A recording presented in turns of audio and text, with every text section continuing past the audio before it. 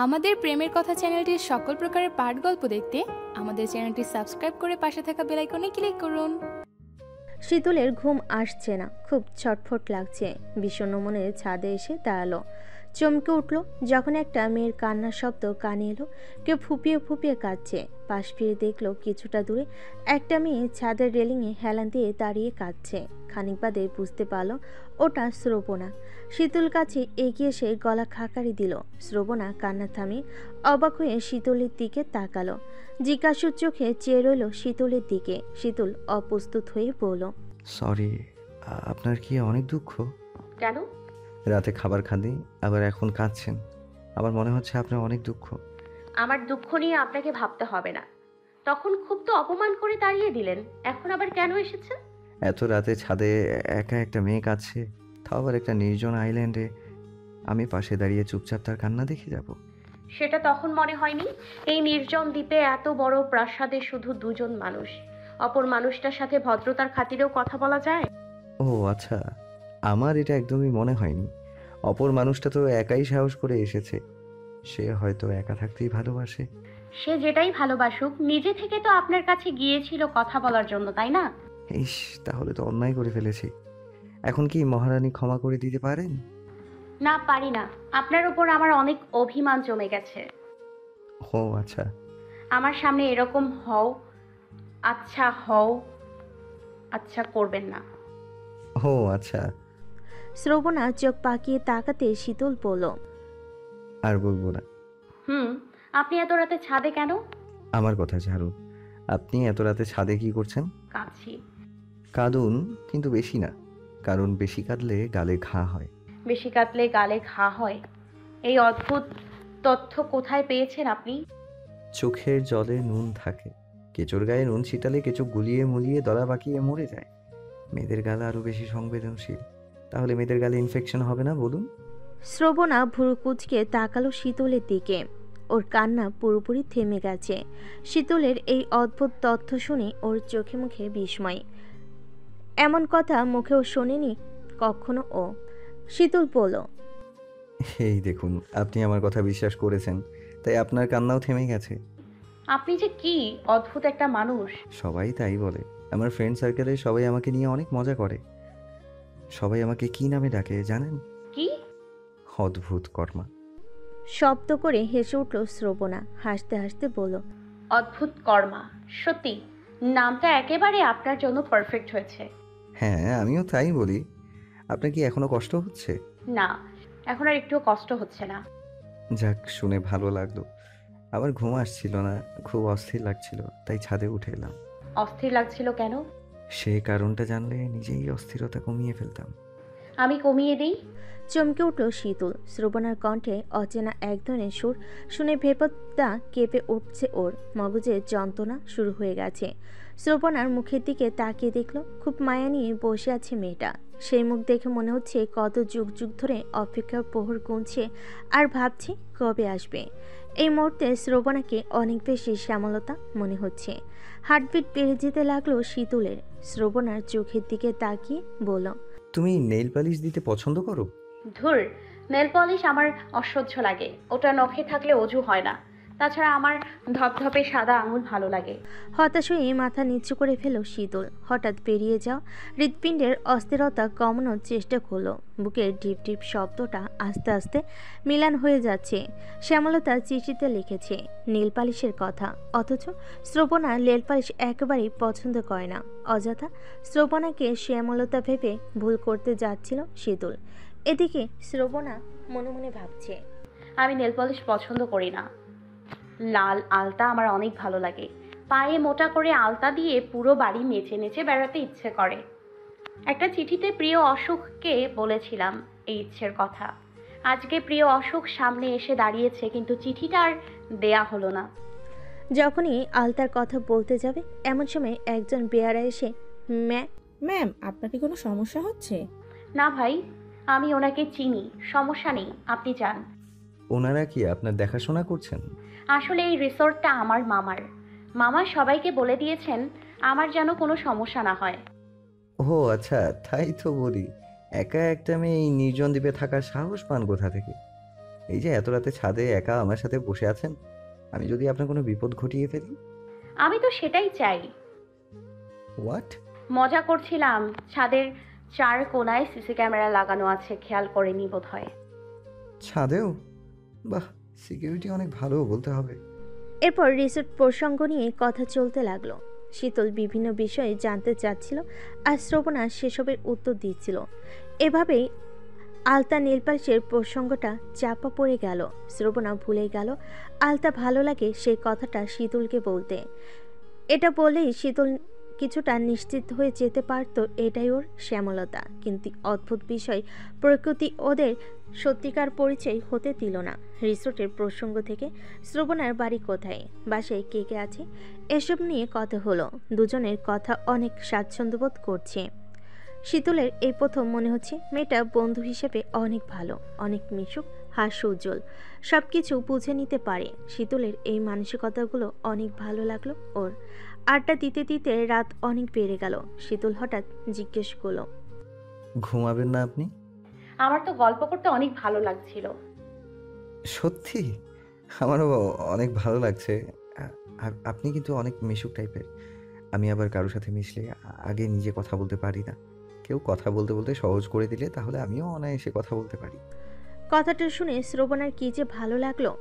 দুজনার দুটি মন তাহলে একই আছে। এখন আরও কিছু সময় একসাথে কাটাতে হবে, তারপর সরাসরি মনের কথাটা শীতলকে বলে দিতে হবে। তাহলেই যেন আটকে থাকা দম অক্সিজেন ফিরে পাবে।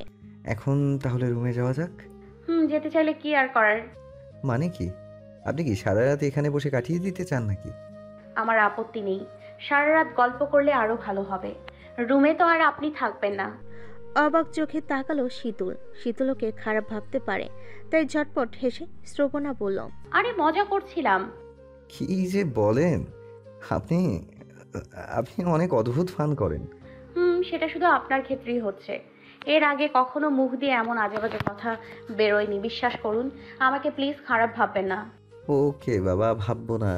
আর এতে খারাপ ভাবার কিছু নেই। অবশ্য আমি এইভাবে আপনাকে বললে আপনি আমাকে খারাপ কেন, একেবারে থার্ড ক্লাস লুইচ্চা ছেলে ভাবতেন। আমি কিছুই ভাবতাম না, বরং আরো ভালো লাগতো। কি ভালো লাগতো? আরে বাদ দিন, মাইন্ড করবেন না। গল্প করতে ভালো লাগছিল তো, তাই বললাম আর কি। ও আচ্ছা, কিন্তু আপনি অনেক ভয়ঙ্কর। সিরিয়াসলি? না, আপনি মেয়ে হিসেবে অনেক নমনীয়, সুইট আর মিশুক, এইটুকুই বুঝতে পেরেছি। আমি এতেই ধন্য। কথা বলতে বলতে শীতলের রুমের সামনে এসে গেল। শীতল দরজা খুলতে খুলতে বলল, আজকের মতো শুভরাত্রি তাহলে। শ্রবণার ছটফট লাগছে। কিছুতেই শীতলকে ছেড়ে যেতে ইচ্ছে করছে না। ইচ্ছে করছে আরও কিছুক্ষণ বসে গল্প করতে, কিন্তু শীতল ইতিমধ্যে দরজা খুলে রুমে প্রবেশ করে তাকিয়ে আছে।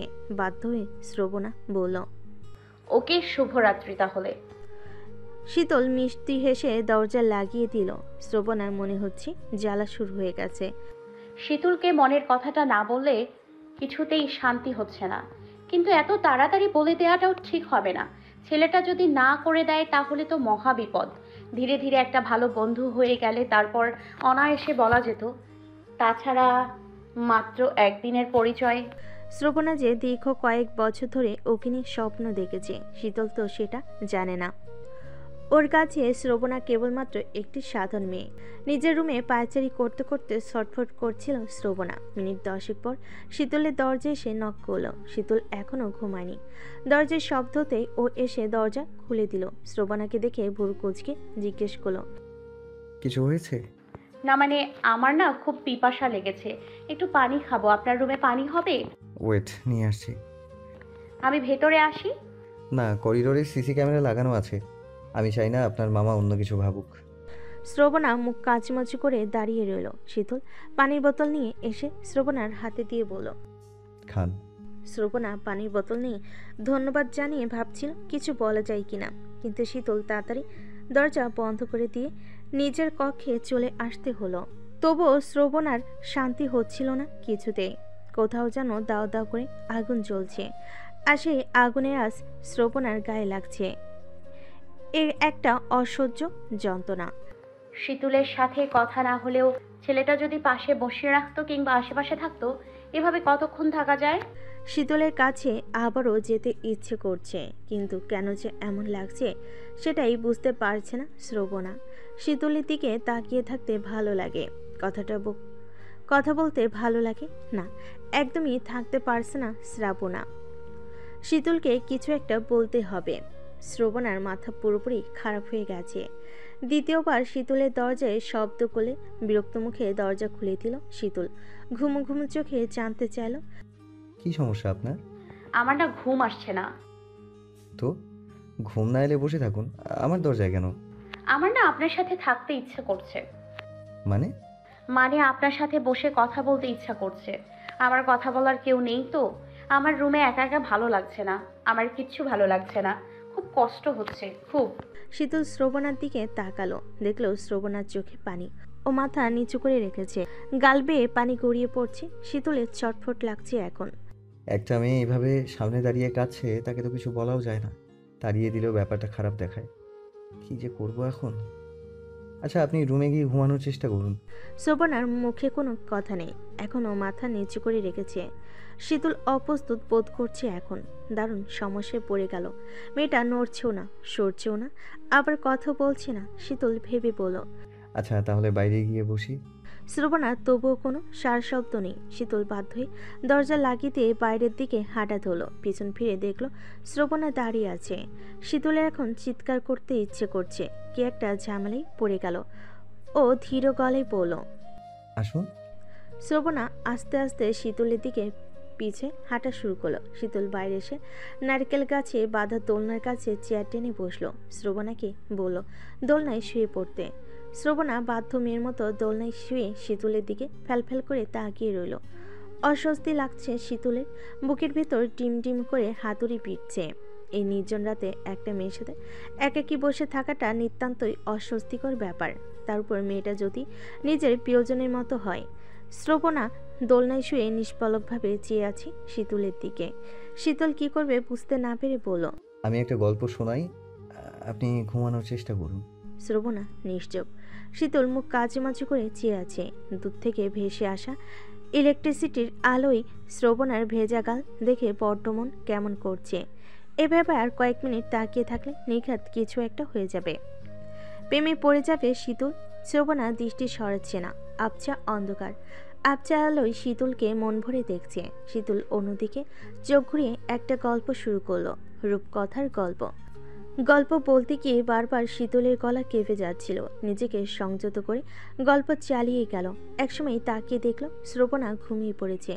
শীতল শ্রবণার মুখের দিকে তাকানো মাত্রই বুঝতে পারল ও নিজের মনের অবস্থা ভালো নয়, বেগতিক ঝড় বইছে।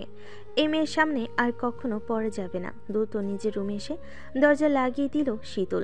এতক্ষণে যেন হাঁপ ছেড়ে বাঁচল। কি যে যন্ত্রণা হচ্ছে তার।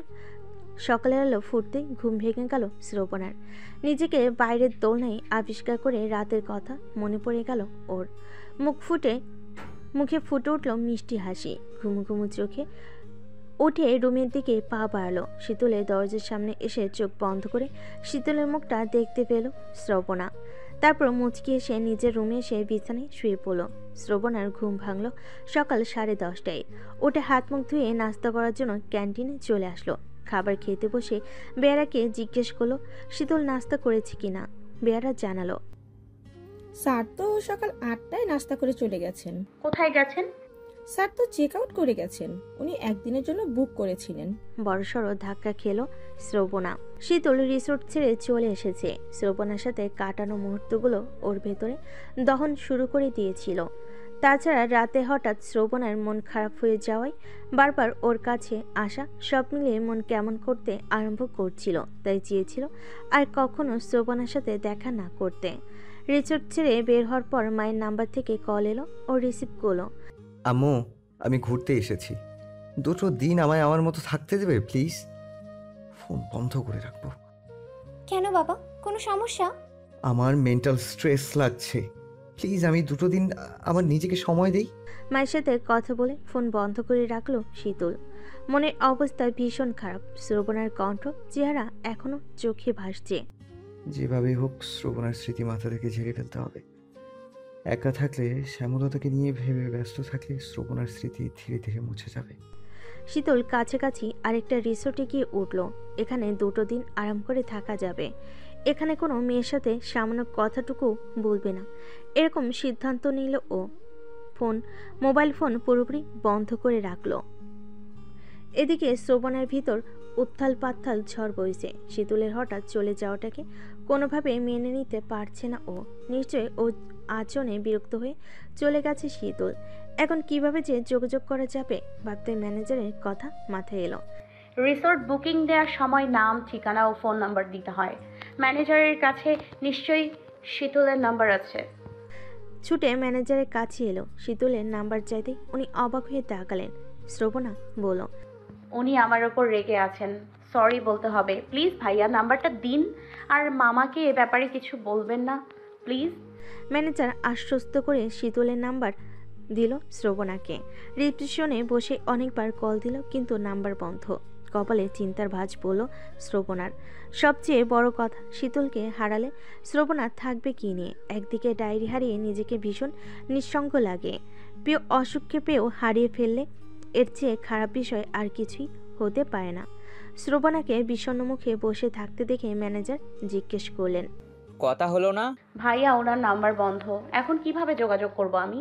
উনি ফেসবুকে আমাদেরকে নক করছিলেন, চাইলে আমি আইডিটা খুঁজে দিতে পারি। একটু কষ্ট করে দিতেন যদি আমার অনেক উপকার হবে। শ্রবণা শীতলের ফেসবুক আইডি নিয়ে সেখানে টেক্সট পাঠিয়ে রাখলো। তারপর গভীর আগ্রহে অপেক্ষা করতে লাগলো শীতলের জন্য। ধীরে ধীরে সময় বয়ে যেতে লাগলো। শীতলের কোনো সারা শব্দ নেই। শ্রবণার বুকের ভিতর কেবলই যন্ত্রণা হতে লাগলো। শীতল যেখানে থাকুক ফোন নাম্বার কিংবা ফেসবুক আইডিতে অন্তত পাওয়া যাবে। উপায় না দেখে শীতলের টাইমলাইনে ত্যাগ করা আয়েশ নামের একজনকে নক করল শ্রবণা। আয়াসের সাথে শীতলের অনেকগুলো ছবি আছে। আয়াস নিশ্চয়ই বলতে পারবে শীতল কোথায় থাকে আর যোগাযোগের উপায় কি। আয়েশকেও টেক্সট পাঠিয়ে অপেক্ষার প্রহর গুনতে লাগলো শ্রবণা। অবশেষে আয়েশের রিপ্লাই এলো। কে আপনি? শ্রবণা কথা বলতে বলতে শীতলকে ভালো লাগার বিষয়টি বুঝিয়ে বলল আয়েশকে। আয়েশ শীতলের একমাত্র ভালো বন্ধু। শীতল গত রাতে আয়েশকে ফোন দিয়ে শ্যামলার কথা বলেছে। আয়েশ শ্রবণার কথা শুনে বলল, আপনার কথা শুনে মনে হচ্ছে আপনি শীতলকে অনেক পছন্দ করেন, কিন্তু শীতল তো আরেকজনকে ভালোবাসে। শ্রবণার হৃদয়ে ধাক্কা লাগলো এসে। শীতল অন্য কাউকে ভালোবাসে বলেই ওর সাথে ভাব জমাতে চায়নি, এটাই তো স্বাভাবিক। কিন্তু এই স্বাভাবিকটাকেও অসহ্য লাগছে শ্রবণার, কারণ শীতল তো আর সবার মতো নয়। ও শ্রবণার সেই অসুখ, যাকে নিয়ে দীর্ঘ কতগুলো বছর শ্রবণা স্বপ্ন দেখে আসছে। এখন কি হবে? সারা রাত কেঁদে বালিশ ভিজিয়ে ফেল শ্রবণা। শীতলের সাথে আর যোগাযোগের চেষ্টা না করাই ভালো। শ্রবণা ওকে দূর থেকে ওকে ভালোবেসে যাবে। ভালোবেসে ফেলেছে যখন, চাইলে তো মানুষটাকে ভুলতে পারবে না। সে স্বপ্নে মানুষ, না হয় স্বপ্নেই থাকুক। শীতল 3 দিন রিসোর্টে কাটালো। এই 3 দিন শ্যামলতার ডায়েরিতে ডুবেছিল ও। ডায়েরির প্রত্যেকটা চিঠি, প্রত্যেকটা লাইন আশ্বস্ত করে ফেলেছে শ্যামলতা। এখন শীতলের সব কিছু জুড়ে বিরাজ করছে। যেভাবে হোক তাকে খুঁজে পেতে হবে। সবখানে শীতলের চোখ শ্যামলতাকে খুঁজছিল। দেখতে দেখতে একটা সপ্তাহ কেটে গেল। শীতল এই কয়েকদিন রাঙ্গামাটি, খাগড়াছড়ি বিভিন্ন জায়গায় ঘুরে চট্টগ্রামে এক বন্ধুর বাসে এসেছিল। ঘোরাঘুরি শেষ করে চট্টগ্রাম থেকে ট্রেনে ঢাকায় ফিরছিল শীতল। ট্রেন চালে নিজের সিটে গিয়ে বসলো। জানালার পাশের সিটটা ফাঁকা। শীতল সেখানে বসে জানালা দিয়ে বাইরে মাথা বের করে দিল। শিরশির করে হাওয়া এসে কানে লাগছে। শীতলের মন খুব করে চাইছিল শ্যামলতার দেখা পেতে। এই কয়েকদিন বিভিন্ন জায়গায় শ্যামলতাকে খুঁজছে শীতল। ট্রেন জার্নিতে কত মানুষের সাথে দেখা হয়। যদি শ্যামলতার সাথে দেখা হয়ে যেত। এক্সকিউজ মি, ওটা আমার সিট। চমকে ফিরে তাকালো শীতল। এ কি শ্রবণা? শ্রবণা এক পলক দেখি কেঁপে উঠল। মনে মনে বলল, হোয়াট এ কোইন্সিডেন্স। আমি শীতলের সাথে যোগাযোগ করার চেষ্টা করেও পাইনি। শেষে বাধ্য হয়ে যোগাযোগ করার চেষ্টা করব না এমন পণ করেছিলাম, অথচ ভাগ্য আজকে আবার আমাদেরকে একসাথে নিয়ে এলো। প্রকৃতি যে কি চাইছে। শীতল পুরোপুরি স্তব্ধ। শ্রবণা চুপচাপ দাঁড়িয়ে থাকতে থাকতে বলল, আমার সিট। শীতল সিট ছেড়ে উঠে এলো। শ্রবণা ব্যাগ রেখে নিজের আসনে গিয়ে বসলো। জানালায় হাতের উপর মাথা রেখে বাইরে তাকালো। বেশ বুঝতে পারলো ওর চোখ ভিজে উঠেছে। শীতল এখন অপ্রস্তুত বোধ করছে যে মেয়েটার সামনে আর পড়তে চায় না বলেই তাড়াতাড়ি রিসোর্ট ছেড়ে চলে আসলো, অথচ তার সাথেই আবার দেখা, তাও আবার এমন পরিস্থিতিতে। না চাইলেও এড়িয়ে যাওয়ার উপায় নেই। কেন যে এমন হয়? শ্রবণা কিছুক্ষণ পর স্বাভাবিক হওয়ার চেষ্টা করলো। এরপর কানে গুজে দিয়ে গান শুনতে শুনতে বাইরে তাকিয়ে রইল। বাতাসে এলোমেলোভাবে চুল উঠছে। শীতল শ্রবণাকে এড়িয়ে যাওয়ার জন্য নিজ ব্যাগ থেকে ফোন বের করলো। গত এক সপ্তাহে ফোন পুরোপুরি বন্ধ ছিল ওর মধ্যে।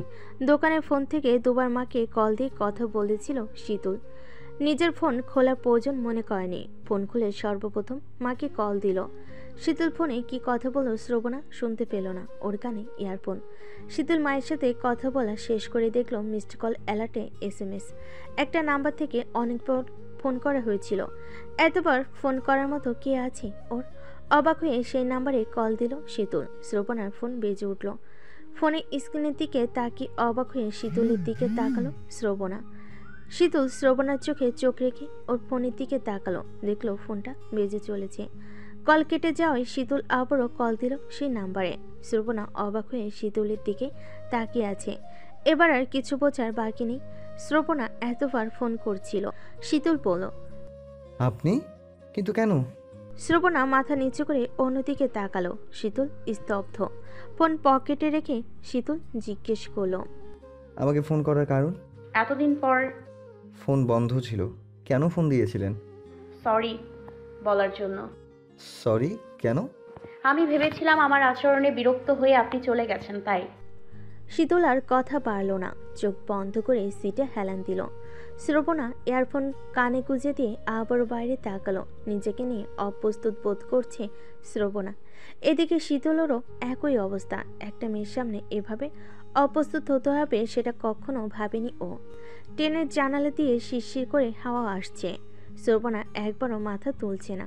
জানালার হাতের উপর মাথা রেখে চোখ বন্ধ করে রেখেছে।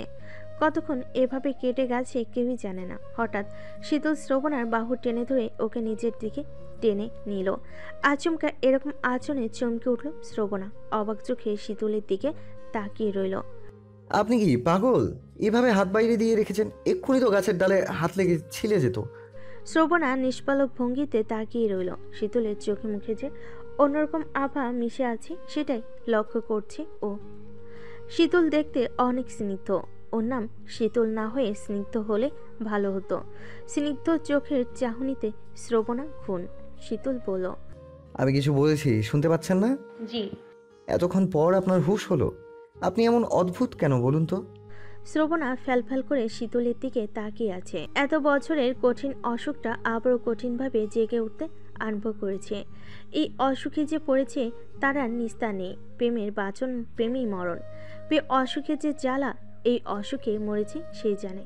একবার পড়বে তো মরবে, বেঁচে থেকেও মরবে। যে প্রেমে নিজের বলতে কিছুই থাকে না, সমস্ত সত্তাটাই সে একজনকে নিয়েই পড়ে থাকে, সেই প্রেম তো মরণের সমানই। একটা দীর্ঘশ্বাস ছাড়ল শ্রবণা। শীতল কপালে ভাঁজ ফেলে শ্রবণার দিকে তাকালো। অবাক হওয়ার ভঙ্গিতে বলল, বিশ্বাস করুন, আপনার মতো মেয়ে আমি আর একটাও দেখিনি। অদ্ভুত মেয়ে আপনি। অনেক বিরক্তিকর, তাই না? হ্যাঁ, না মানে বিরক্তিকর না, কিন্তু কেমন যেন অসহ্য লাগে আমার, গা খিচমিচ করে। আপনিও তো কারো প্রেমে পড়েছেন, নিজেও টের পাবেন এর জ্বালা কেমন। পূর্বে চলবে এই দাগ আজীবন থেকে যাবে, কখনো কমবে, ভুলে যাবেন। আবার হঠাৎ কেউ ক্ষতটা খুঁচিয়ে দিলে বুঝবেন এই দহনের ঝাঁজ কত। এই ক্ষত কখনো পুরোপুরি শুকায় না। কি যে আজগুবি কথাবার্তা বলছেন, কিছুই বুঝতে পারছি না। কেউ কি আপনাকে ছ্যাঁকা দিয়েছে? ছ্যাঁকা কি কেউ দিতে পারে? ছ্যাঁকা নিজে নিজে খেয়েছি, নিজের দোষেই পুড়ছি। আপনার কথার মাথা মুন্ডু কিছুই আমি বুঝতে পারছি না, তবে খুব আঘাত পেয়েছেন এটা শিওর। আঘাত পাইনি, আসলে একটা রোগে ভুগছি। মনের রোগ তো? এই রোগে আমিও আক্রান্ত। আচ্ছা, এই রোগের ভাইরাসের নাম কি বলুন তো? প্রেম কিংবা অভ্যেস? ঠিক বলেছেন, আগে প্রেম, পরে অভ্যেস, আর তারপর নেশা। আমারও দিন দিন নেশায় পরিণত হচ্ছে। শ্রবণার বুকের ভেতরটা মুচড়ে উঠল। এতক্ষণ শীতলের দিকে তাকিয়ে কথা বলছিল। এই কথাটা শোনার পর আর তাকিয়ে থাকতে পারল না। প্রিয়জন অন্য কারোর কথা বলে সেটা সহ্য হওয়ার কথা নয়, তবে এটাই তো স্বাভাবিক। নিজেকে সামলে নি শ্রবণা বলল। আমার তো কয়েক বছর ধরেই এই নেশা। শীতল আগ্রহী হয়ে উঠল। সেদিন শ্রবণের সাথে কথা বলতে অনেক ভালো লাগছিল। মেয়েটা এমন যে কেউ ওর সাথে কথা বলে তৃপ্তি পাবে। মাঝে মাঝে কিছুটা অদ্ভুত হয়ে যায়, কিন্তু যখন স্বাভাবিক থাকে তখন কথা বলে আরাম পাওয়া যায়। যে কোনো ব্যাপার সহজে বুঝতে পারে মেয়েটা। শীতল বলল। কিন্তু আমি কারো প্রেমে পড়েছি, এটা আপনি কি করে জানলেন? শ্রবণা হাসলো, কিন্তু কোনো কথার জবাব দিল না। শীতল কপালে ভাঁজ ফেলে তাকিয়ে রইল। শ্রবণা কিছুক্ষণ পর স্বাভাবিক গলায় বলল। আপনার বন্ধু আয়াসের কাছে শুনেছি। হোয়াট? আয়াস? আয়াসকে আপনি কিভাবে চেনেন? আপনার ফেসবুক টাইমলাইনে ট্যাগ করা ছিল। মানে আপনি আমার ফেসবুক অ্যাকাউন্টও খুঁজে বের করেছেন? কিন্তু কেন? আপনি হঠাৎ চলে যাওয়ার বিষয়টা আমাকে খুব ভাবায়। আপনি আমার কারণে ওভাবে চলে যাবেন এটা আমি মানতেই পারছিলাম না। আমি তো কোনো খারাপ মেয়ে নই, তাহলে আমার তো খারাপ লাগাটাই স্বাভাবিক, তাই না? স্বাভাবিক, কিন্তু আমি আপনার কারণে চলে এসেছি এটা কে বললো? এটা বলতে হবে কেন? বুঝে যাওয়াটাই কি স্বাভাবিক না? এটা যদি স্বাভাবিক হয় তাহলে আপনার আচরণের অস্বাভাবিকতা নিশ্চয়ই বুঝতে অসুবিধা হয়নি। মানুষ যখন কারোর প্রতি আসক্ত হয়ে যায় তার আচরণ আপনা আপনি অস্বাভাবিক হয়ে যায়। সত্যি বলতে তখন তাকে বাইরে থেকে স্বাভাবিক মনে হলেও প্রকৃত অর্থে মনের ভেতরে যে কি দহন চলে সেটা শুধু সেই জানে। আপনি যে ছেলের প্রেমে এত পাগল হয়ে আছেন তাকে জানাননি? আপনি তো মেয়ে হিসেবে অনেক ভালো, সুন্দরী, সেন্স অফ হিউমারও ভালো, চেহারা বুদ্ধিদীপ্ত। যে কোনো ছেলেই প্রেমে পড়বে আপনার। আপনিও? না, আমার যদি একজন না থাকতো তাহলে হয়তো আমিও পড়তাম। আমারও তো প্রিয়জন আছে। এটাই তো কপাল। তাহলে কি আপনি যাকে ভালোবাসেন সে অন্য কাউকে? শ্রবণা এমনভাবে শীতলের দিকে তাকালো যে শীতল লজ্জায় মাথা নামিয়ে ফেল। মৃদুস্বরে বলল। সরি। শ্রবণার কষ্টে হাসি পাচ্ছে। যে মানুষটাকে নিয়ে স্বপ্ন দেখে নিজেকে অসুখ বানিয়ে ফেলেছে, আজকে সেই মানুষটাই বলছে আপনি যাকে ভালোবাসেন সে অন্য কাউকে ভালোবাসে কিনা। অদ্ভুত, শীতলের ভালো লাগছে না। এরকম ফুটফুটে একটা মেয়ে কাউকে ভেবে কষ্টে থাকবে সেটা বেখাপ্পা দেখাই। শীতল সহজ গলায় বলল। ঝালমুড়ি খাবেন? এখানে ঝালমুড়িওয়ালা কোথায় পেলেন? আমার ব্যাগে আছে, প্রাণ ঝালমুড়ি। প্যাকেট ঝালমুড়ি খাবো না। চকোলেট? আমি চকলেট খাই না। তাহলে চিপস? আচ্ছা দিন। শীতল গুনগুন করে গান গাইতে গাইতে ব্যাগ থেকে চিপস বের করে শ্রবণার দিকে এগিয়ে দিল। শ্রবণার চিপসের প্যাকেট নিয়ে ধন্যবাদ জানিয়ে বলল। আপনি অনলাইনে আসেন না? আসি, বাসায় থাকলে বেশিরভাগ সময়ই অনলাইনে থাকা হয়। কেন? না এমনি।